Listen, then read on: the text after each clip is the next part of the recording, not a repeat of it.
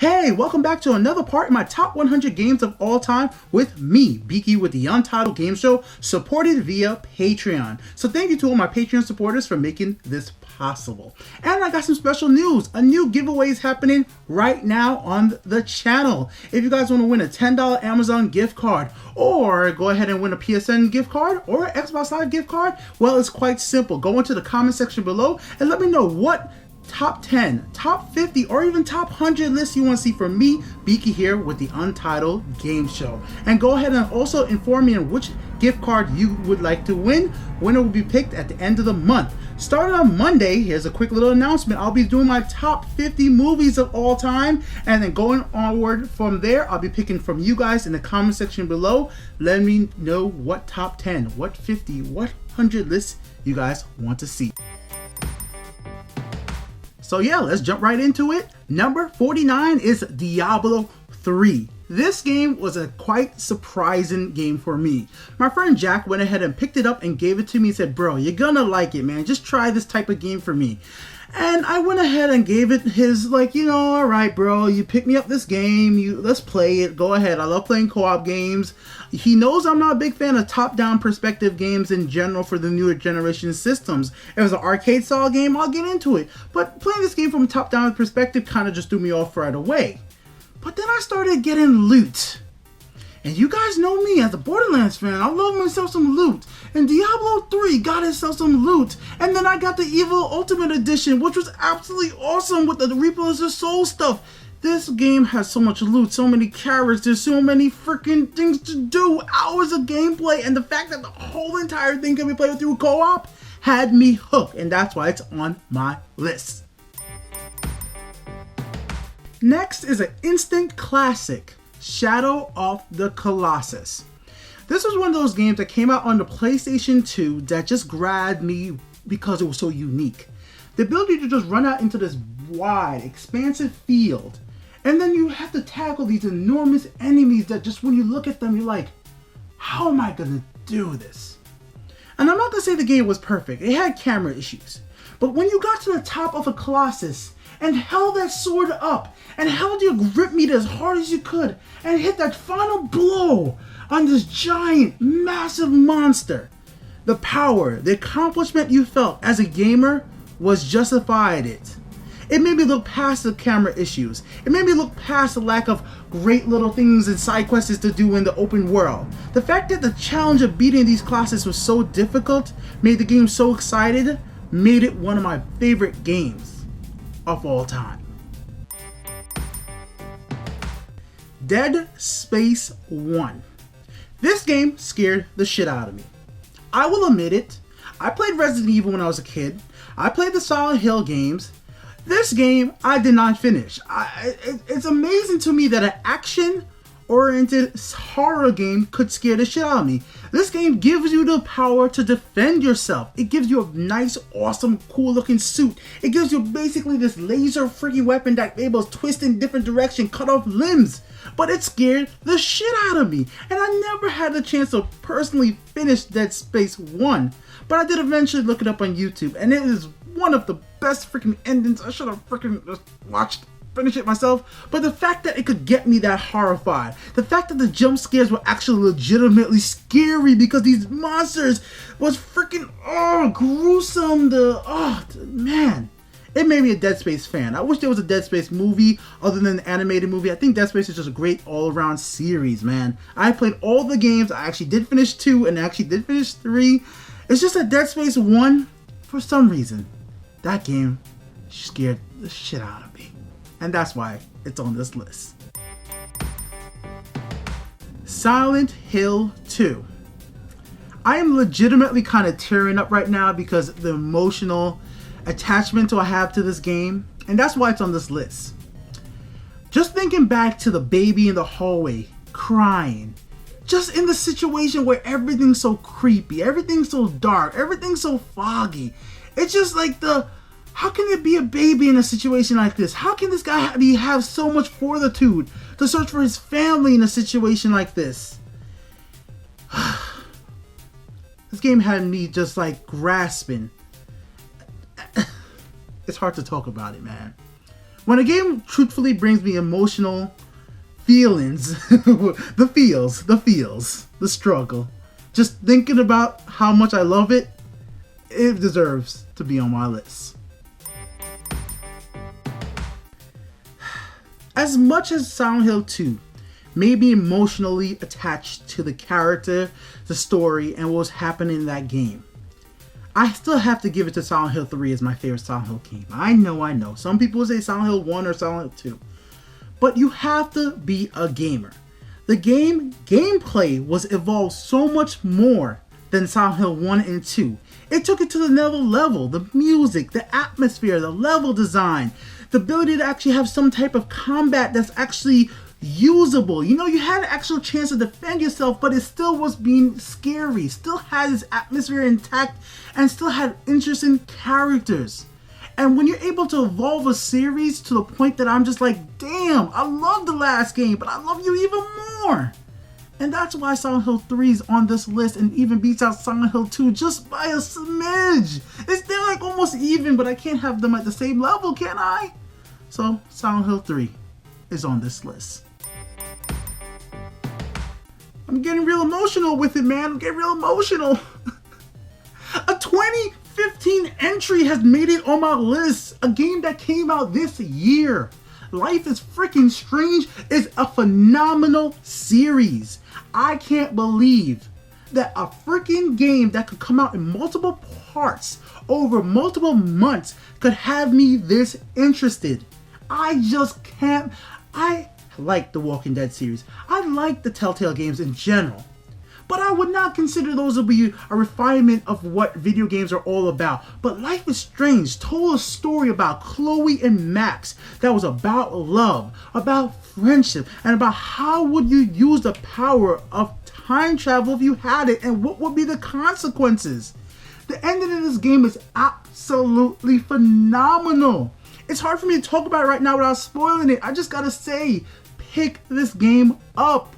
Square Enix, make the sequel happen. It's phenomenal. The emotions. Life is Strange is definitely one of the greatest stories told in video games. That's no joke.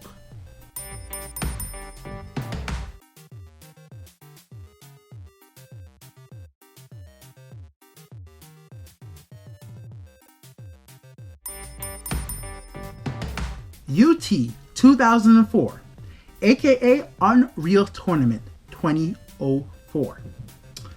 This game did something quite special for me. It opened my eyes to first-person shooters on PC. Before this, I was always playing the Call of Duty games on consoles, the Medal of Honor games on consoles. I stayed away from the PC first-person shooter world. But this game had me there as a noob with the mouse and keyboard controls, and I learned. I started playing the game on low settings because the computer I had wasn't graphically made to play this on high setting. It was meant to do homework.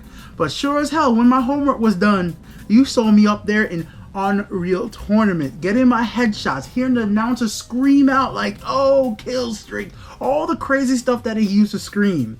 The big scale battles or the small scale death matches. All of it was fun. This thing made me try PC gaming for real. Made me find other players to play with for real. And made me become a fan of first-person shooters on PC. And that's why it's on my list. The people behind Mario and the Super Nintendo have done it again.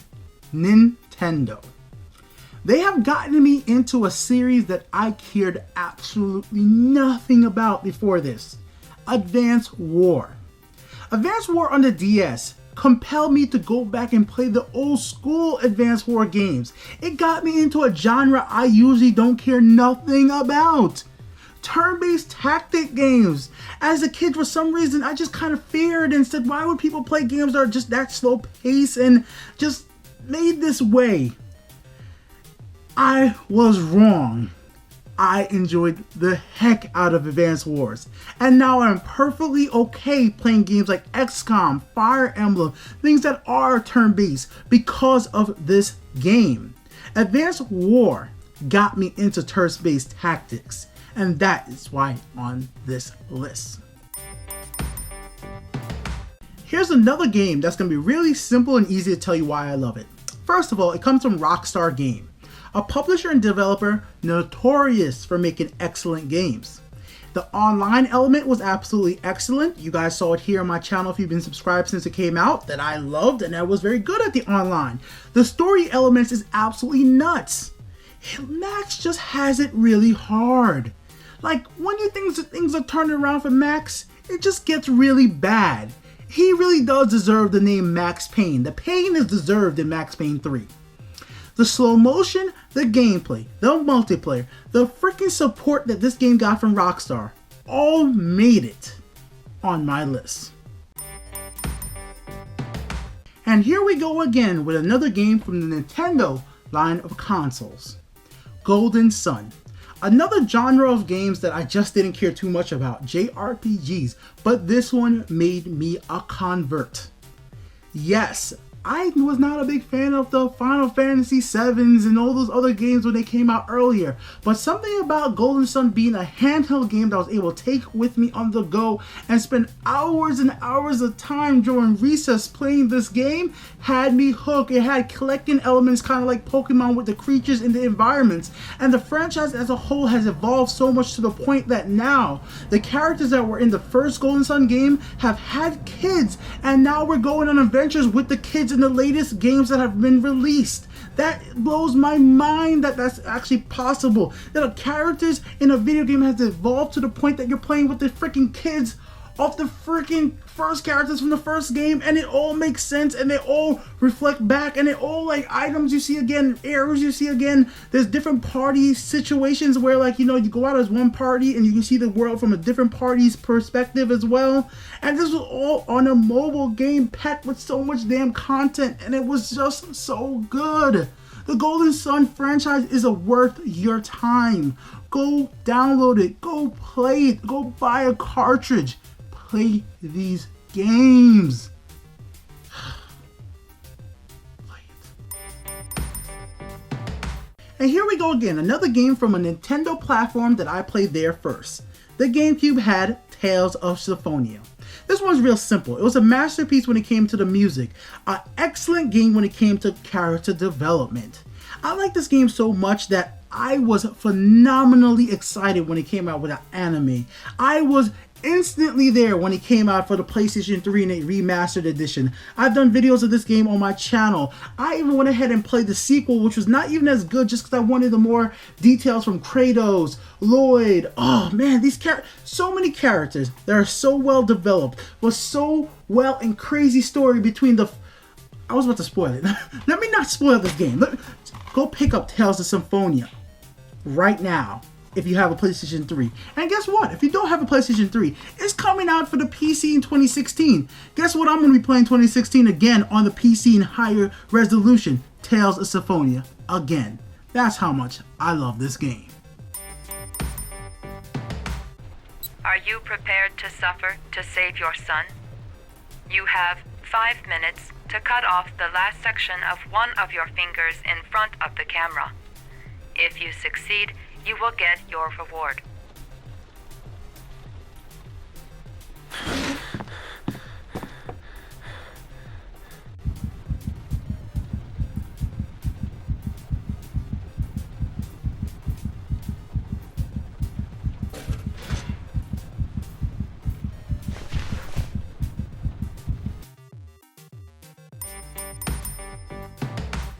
Another well-crafted open world coming from Rockstar Games, Red Dead Redemption. From its fun online mode, to the well-crafted stories and characters, to the absolutely amazing double ending, and even to zombie DLC, there was so much to see and so much to love in this Wild West open world game, and that's why it's on my list. Deus Ex Human Revolution. This game is quite special and different from every other game on this list because it came out at a specific time in my life. And at the time that it came out, I was related very heavily to the story elements it had to share.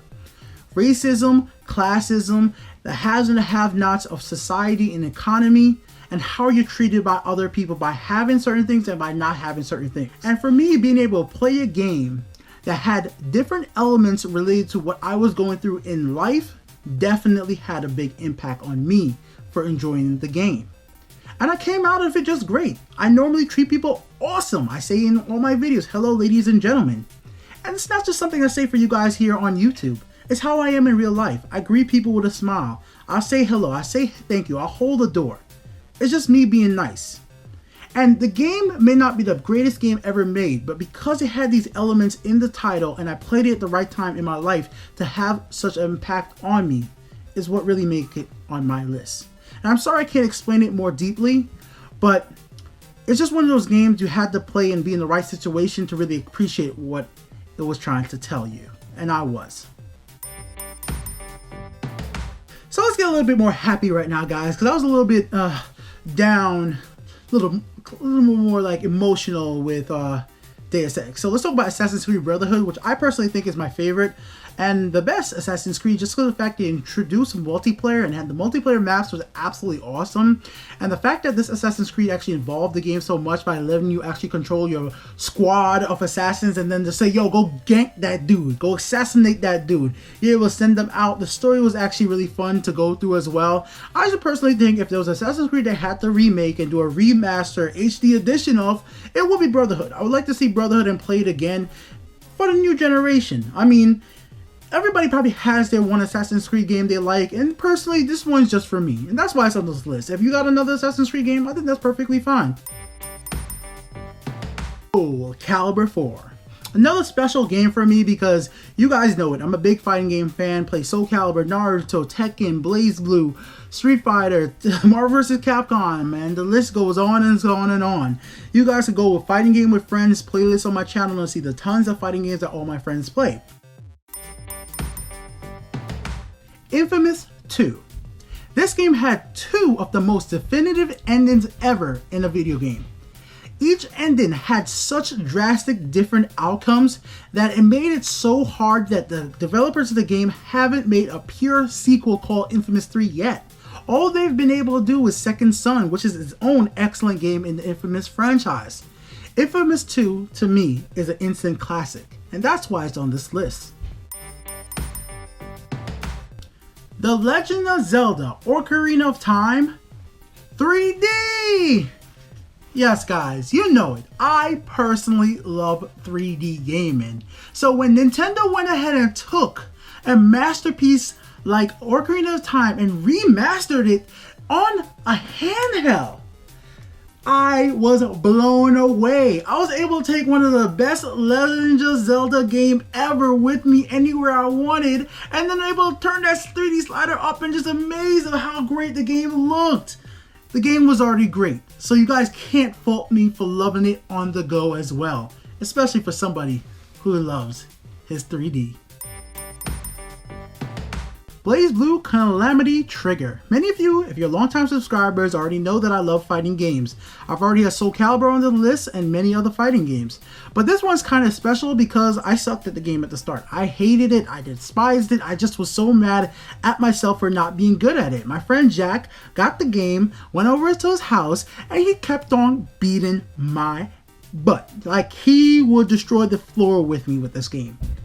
But there was something so unique about the game that every character felt and played different. Every other character had their own drive, their own fighting style that made me feel like I just needed to find my right character. I just need to get a hang of it. I need to just borrow the game for a week. And I borrowed this game for a week and I trained. I trained to the point that I was able to come back to my friend, kick his butt, he kicked my butt, and we're on the same level playing field. Now to the point that me and Jack face off in BlazBlue that I just beat the living crap out of him. Fighting games, you said? Well, there's no other fighting game that more people probably love to just chill and relax and play than Super Smash Bros. There is no other video game that I wrote more GameCube or controllers in general because of than Smash. And Smash Melee Specifically, I have broken so much controllers of raging over losing matches to my friend Nick. Nick, if you're watching this, you will remember what I'm talking about, man. From the small mini GameCube controller to a regular GameCube controller. And the GameCube controller, man, their chips were made tough. I fling the heck out of these things like, no, I can't believe I lost. What the heck? No. It was so much good times, man, because that's just how much we used to play Smash Brothers. We all wanted to get better. So anytime one of us lost, anytime one of us had to pass the controller on, it was a pain in our hearts. But we loved it either ways. That's why Smash has made it on this list. Resident Evil 2, Biohazard 2. I don't care what you call it. Leon S. Kennedy's son? Leon S. Kennedy's son? I love this game. I played it when I was way too young. My friend Tyreek's house, man, PlayStation 1, I was way too young to be playing this game with him. But boy, oh boy, did I want a PS1 after playing Resident Evil 1. And that is the reason why this thing is on my list. This thing made me want a whole entire system. Because it was that damn good. When a game is a system seller, it deserves to be in the top 100 games of all time for me. And there you go. Red Faction Guerrilla. You don't understand if you've not played this game. If you've not played it, you can't say this one can't be on the list. Like, it definitely can, especially that this is my favorite games. This is my best games. Because this game gave you a freaking sledgehammer, send you onto Mars, and you got the chance to beat the living shit out of every wall, throw some freaking sticky grenades, C4s, and just blow everything up. The destructibility at the time was absolutely awesome. It's a shame that the Red Faction game that came out after this, Armageddon, just wasn't the same type of game. It was a more linear experience, but Red Faction Guerrilla, till this day, is just an amazing experience. Go pick it up on Steam right now, please. Experience its open world greatness with destructibility. So much fun. Play this game. Xcom Enemy Unknown. Woo, here we go full circle. Tactic games, turn-based. Where did I get my love of this game from? Advance Wars. You remember this, guys? Advance Wars really what started it all with the turn-based tactics thing, and XCOM just took this freaking thing to another level. I bought this game 3 times. How did I do that to myself? I bought it on the PC in a collection with Civilization 5, thinking that I was gonna actually enjoy Civilization 5 more than I was gonna like XCOM. Turns out I'm not the biggest Civ fan, but it turns out that I love XCOM. I was mind blown how great and awesome the tactics were in this game. I've done plenty of videos on this game on my channel. I played through the whole entire game on my channel, in fact. Plenty of videos. I played through the end. I just remember that. I played through the whole game on my channel. I freaking played through XCOM on my phone. When that shit came out and was on sale for freaking $5 by 2K, I jumped on that one. I owned XCOM on the PlayStation 4 via freaking the PS Now streaming service. I streamed the old version of the game even though I own I love XCOM Enemy Unknown. It's such a good game, and I'm so upset that the new XCOM is being delayed to next year. I think that really might be my game of the year next year. Play XCOM. They're awesome games. They really are. Thank you for watching this part of my top 100 game of all time. If you enjoy what I do, well, guess what? There's more every single day. And if you want to support what I do, there's a few things you can do right now. Hit the like button, hit the share button, and leave a comment down below. If you want to support even more directly, click right over here and click on that Amazon button right up there. That will take you over to the UntitledGameShow.com, where you can replace your Amazon bookmark to the Untitled Game Show's Amazon affiliate link, where every time you shop on Amazon, it costs you no extra, but supports the Untitled Game Show at the same exact time. If you live in the United States, definitely make sure you guys go ahead and do it for this holiday season. If you want to support even more directly, go right over here and support through Patreon. Just by $1 a month donation, it will help support the Untitled Game Show grow. For more information on supporting the channel, go right in the description and it'll be all right down there for you guys. Thank you guys for watching. I'll be back with more for you guys soon.